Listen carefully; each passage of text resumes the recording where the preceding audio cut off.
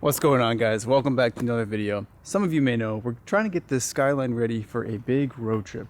I'm planning to drive it all the way from the Chicago area down to Tennessee, down to Florida, and then up to Connecticut, and then all the way back. We're calling it the Triangle Triumph because it's like 3 points. I don't know. Thought it'd be fun to do during the winter. We've been doing a lot of maintenance on the R34 Impala here. We already went ahead and did a manual swap on it. We also did the timing belt and a bunch of other maintenance. There are a few more parts I want to install on it and a couple more maintenance items. Just like we got this entire box here of stuff we need to put on. Plus we finally got the wiring for the transmission so we can actually hook that up correctly, do some bushings and gaskets and whatnot. But the first thing I wanted to do today is actually adjust the clutch pedal. It's pretty easy to do, so I figured I'd show you guys how and why. Everyone has their personal preference for where the catch point is on the clutch. This car, we didn't adjust anything on this pedal when we put it on. Matter of fact, we still have the plastic on here. This is straight out the box, no adjustments. So as it is now, your foot has to be all the way down to the floor for it to go in and out of gear. Now my other cars like the Z and the Integras, your foot only has to go like halfway down, and I kind of like that a lot better. I've been catching myself grinding the gears a little bit while shifting, just because I'm used to that different style, so I'm going to adjust this one accordingly. So I got a 12mm down here, and that's to break. And that 12mm is going to break the jam nut loose on that push rod right there. And then once we do that, we're going to spin this whole rod. Now that the jam nut is broken loose, we can extend this entire rod.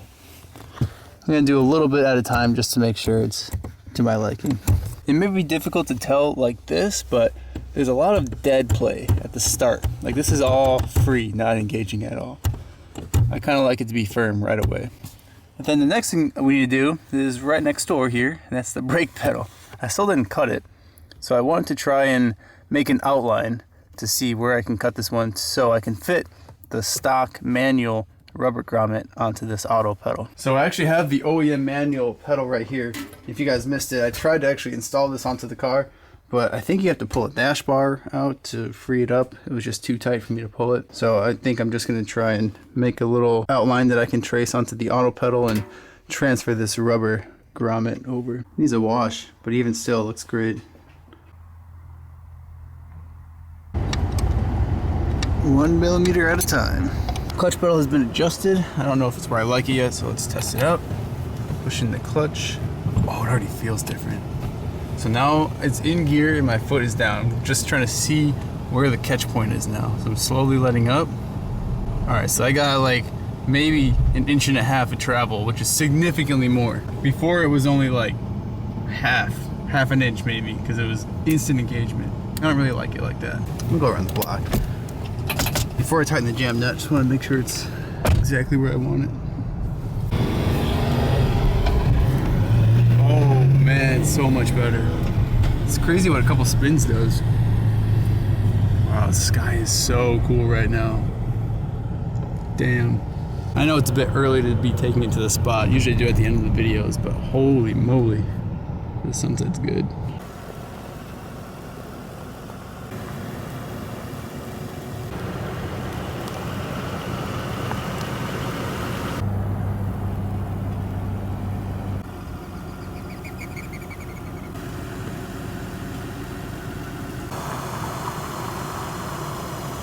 Just trying to peel back the corners. I don't really want to tear this. I'm using this as a practice run so I don't ruin the manual one. Never actually taken this off before. Oh, there we go. And slide the rest. So you got the whole thing hugs it. If that makes sense. Yo, what up, play up? Dude, what up, son? What up? What we got in the trunk? We wheeling and dealing today? Oh man, the good stuff.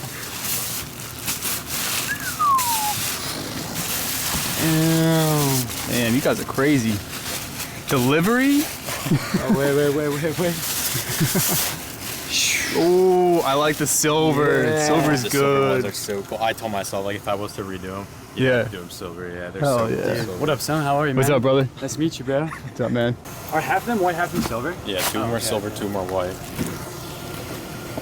Just doing a quick little check, you know. Yep, made in Japan. Got the VIA, Ray's Engineering. We're checking out. It sucks that they're such weak specs, you I know? know, dude. It's But like, and they're 4-lug, but that's okay. That's okay. I mean, like, yeah, the 4-lug I feel like isn't that bad depending on what car you have. Like, if you have like an SJ, so you can always just swap back to 4-lug. Oh, definitely. Damn. Hell yeah. Just rebuild them if you really want to. For sure. Yeah. Thank you. Yes, sir. Dude, I can't wait to see what you do with these, bro. Where I they can't. go and what they go Wait, on. what are you planning on doing with them? It's actually a secret build. Oh, okay. I know that was a random-ish clip, but the homie Jacob stopped by and sold me his LMG T2s. 2 of them are white and 2 of them are silver. Hopefully in the spring I'll share what these wheels are going on. Another bucket list wheel acquired. Alright, I got the rubber off of the manual pedal here. So what I'm thinking is you just put this piece of vinyl right on top of here, cut it to shape, and then peel this off and then tape it onto the one in the car. I'm also going to try and align this rod because I'm not sure where the position will be that I need to cut on the auto pedal.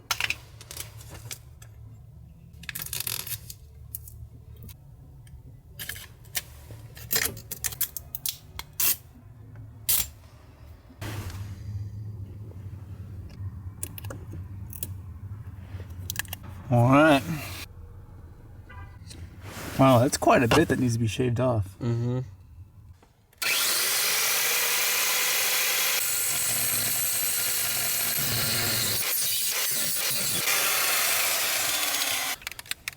Got our cut. Gonna put on some of this black chassis paint just because it's bare metal now. Since it's so cold, probably gonna let that sit overnight to dry.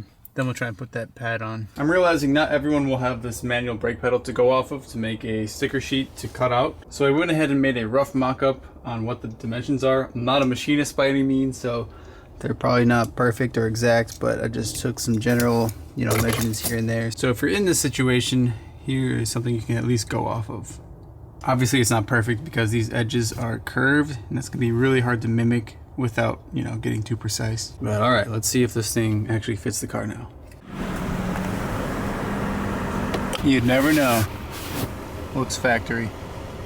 Now one thing anyone that drives a car should do is have more than one key. And unfortunately with the Skyline, I only have one key for it, so I ordered this spare Nismo key to go with it. So let's go get this thing cut.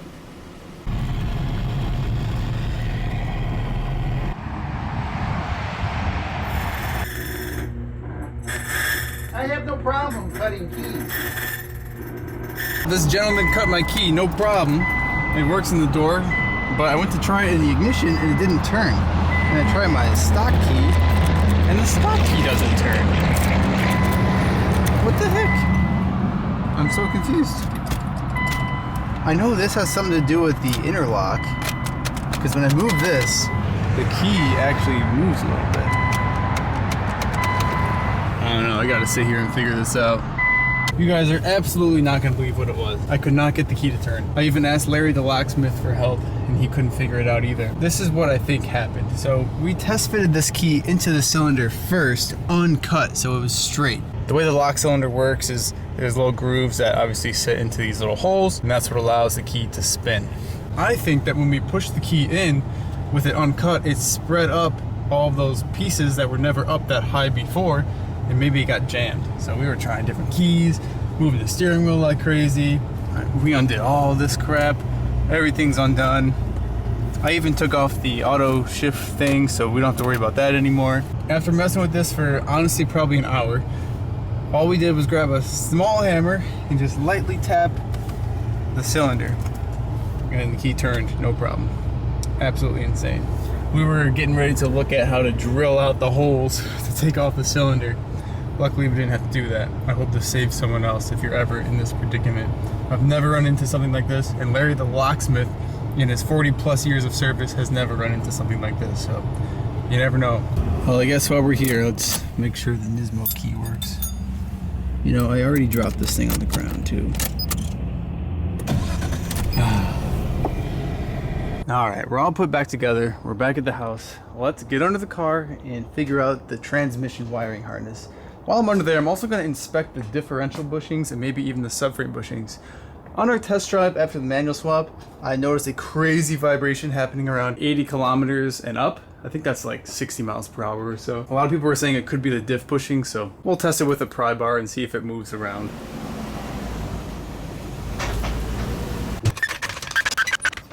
All right, let's start with the diff, just because this should be easy. Just prying it against the subframe and the diff case here, trying to see if there's any movement. Honestly, that's pretty solid. Let me try it over here. Wow, you know, I'm pretty impressed. Given its age of 25 years old, these bushings look to be in great shape. I'm not seeing any issues here.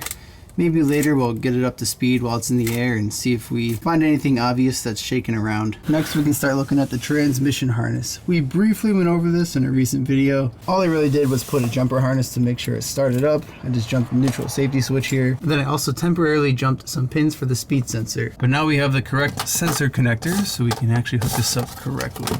Now I think I want to utilize this black plug here. This is where the reverse lights get their power from, and also the neutral safety switch. Now the other half of that harness is actually still on the auto trans here. So I think I'm going to steal it off of that.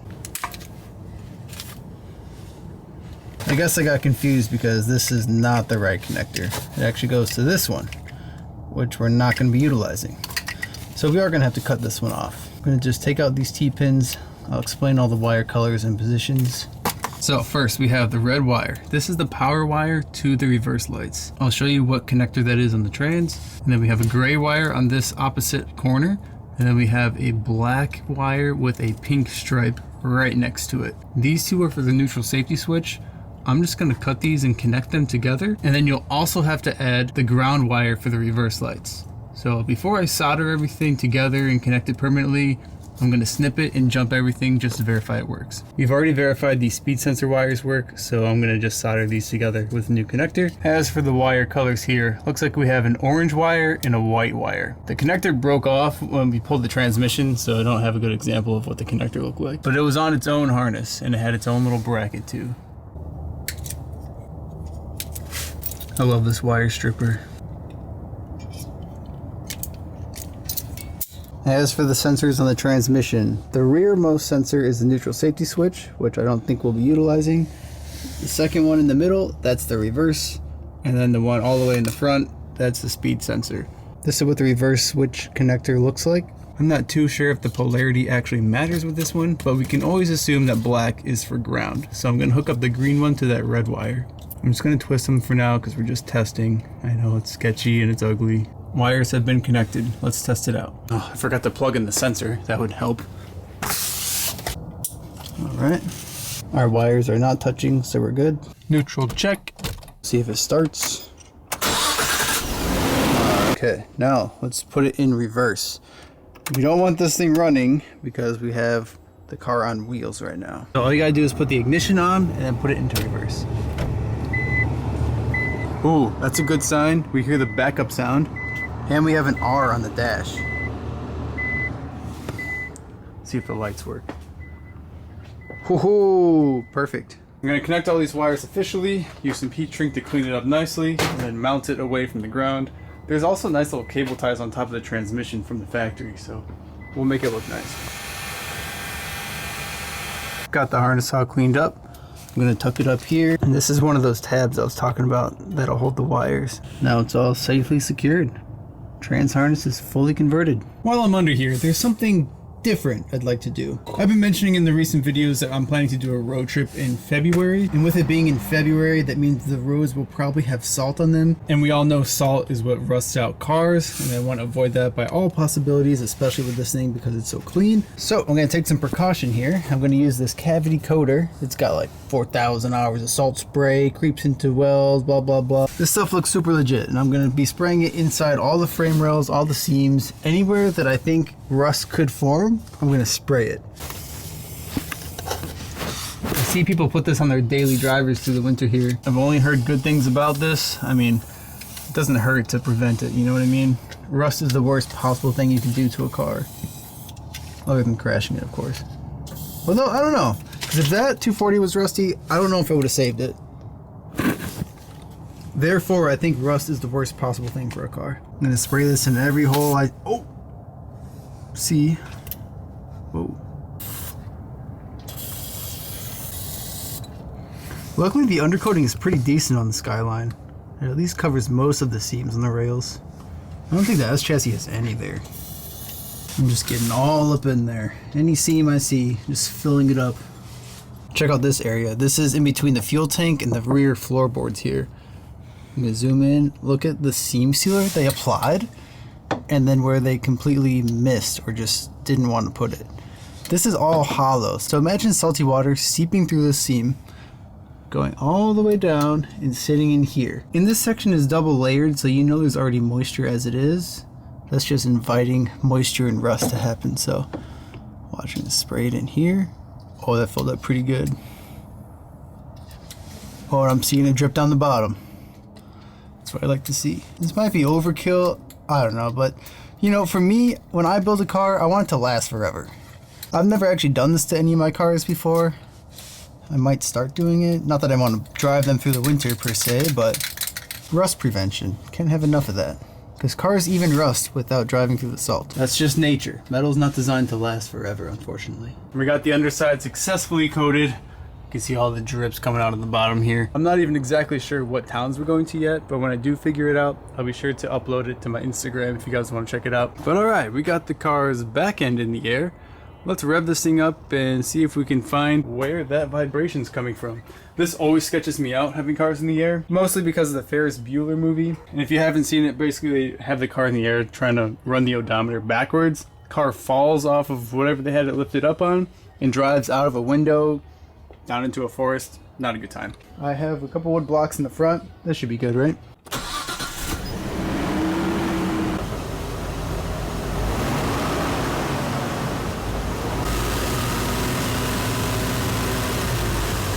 Super sketchy. Do not recommend trying this at home.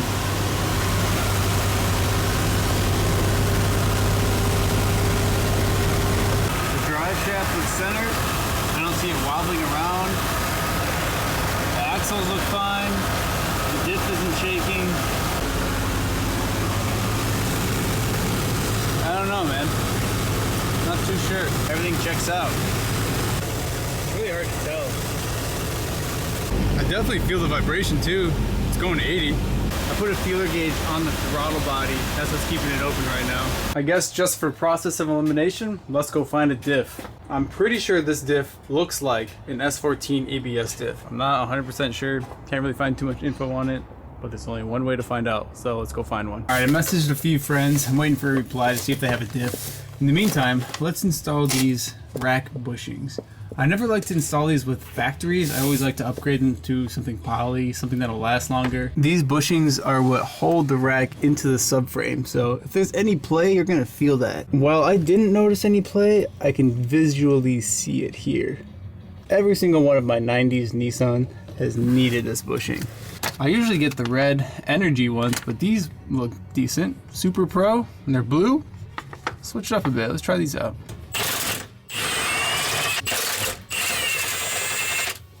I don't know if it'll be easier to do all these at the same time or just one at a time. You know what? We'll take them both off. That way I can push the rack up a little bit to squeeze this out.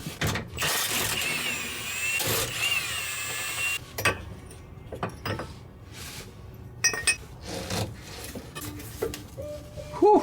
This one wasn't bad. A little floppy, but overall okay. Oh. Man, the clearance is so close to this engine bracket. No way that just broke in half. So before we put these new bushings on, we're going to need to put some installation grease on it. This is common with a lot of polyurethane parts. If you don't do this, sometimes it'll squeak. I'm going to put a little bit on the inside and some on the outside. Turns out I'm going to take off this engine bracket for better clearance. Could not fit the new bushing on.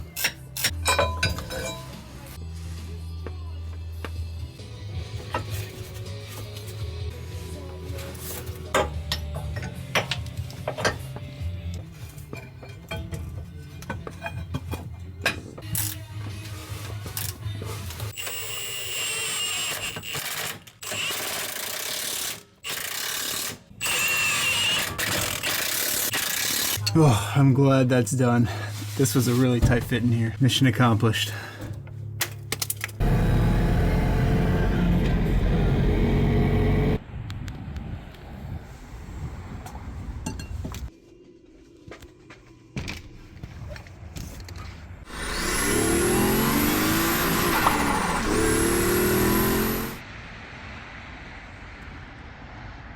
All Alright, we got a couple things going on here. I went on a quick parts run for some items for the R34 Impala. We got some transmission fluid, and we also got some Nismo lug nuts. You know, I put these on all my Nissans. Now, why did we get transmission fluid? Well, it turns out the fluid that came in that transmission when it was shipped over was not trans fluid. That's right, it was just shipping fluid. Thankfully, someone in the comments let me know that, so I've just been driving around with basically no trans fluid. Kind of sketchy. Hopefully the trans is okay. We'll drain the fluid and hopefully it's not too sparkly. Another thing we got is an S14 ABS diff. Now luckily this is also an LSD, which is amazing because the stock Skyline diff is open and open diffs are no fun. Now unfortunately this thing is pretty crusty. It's got a questionable gasket job on it and there's no bushings in it and the sensor's busted. So we got to do some work before we can just slap this thing in. I've already ordered the bushings and I think I'm gonna bring it to the homie Dan and just get this thing sandblasted and maybe coat it with some black before we slap it in. So we'll get back to that. Now we leave for the Triangle Triumph in just about a month. Luckily we have the hardest things done on the Impala, like the timing belt, manual swap. That was really all that was difficult, I guess you could say, but we still have plenty of things to put on the car. And my biggest concern, honestly, is that vibration. If you guys have any ideas, please let me know down below what it could be. I don't believe that vibration was there before I did the manual swap. I called the drive shaft shop because I suspected the drive shaft was the issue. And they're like, no, we balance everything, it's all legit. So I'm like, all right, yeah, I guess you can't really mess it up that bad. There are weights on it, so I know it was at least balanced. But another thing I'm thinking is maybe the trans mount that I used was too weak, and maybe it's allowing the transmission to move, but the shifter doesn't shake, so that's weird. But then I'm also thinking, well, there's not really transmission fluid in the trans, that could be it too. So there's a few things to look at, plus we have that diff that we can swap in. But I need to get it refreshed first. All the bushings in the rear end seem tight. I don't know. We'll figure it out. One piece at a time. I really do appreciate you guys sticking around for yet another video. Also, Happy New Year. I know we didn't start the video on the New Year because sometimes these YouTube videos that I film take 2, 3, sometimes 4 days. So Happy New Year to you guys. I hope you guys have a nice goals list laid out on things that you want to accomplish this year. The best way to progress in the things that you enjoy is to make a list of things you want to achieve and then write some goals down to what you need to do to get there. For me right now, it's a to-do list to get this car done and ready to go on this road trip. But alright guys, I'll see you in the next one. Peace.